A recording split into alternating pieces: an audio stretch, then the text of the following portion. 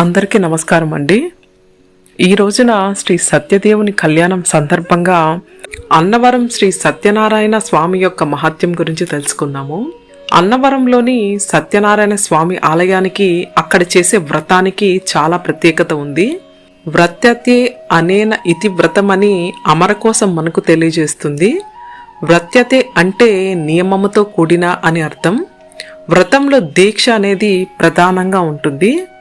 మన సనాతన ధర్మంలో విశేషంగా కలియుగంలో సత్యనారాయణ వ్రతం మిక్కిలి ప్రాశస్త్యం చెందిందని చెబుతారు.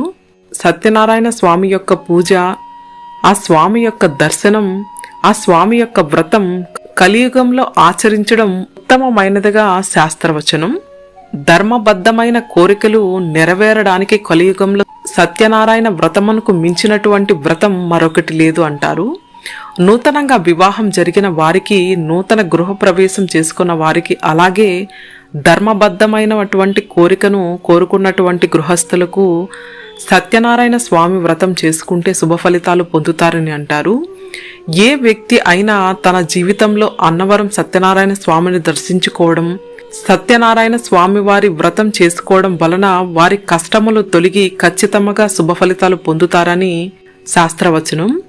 అన్నవరం అనేది భారతదేశంలోని అత్యంత ప్రసిద్ధి చెందిన పుణ్యక్షేత్రాల్లో ఒకటి. శ్రీ సత్యదేవ స్వామి కీర్తి గొప్పతనాన్ని స్కాంద పురాణంలోని రేఖాఖండంలో విస్తృతంగా వర్ణించారు.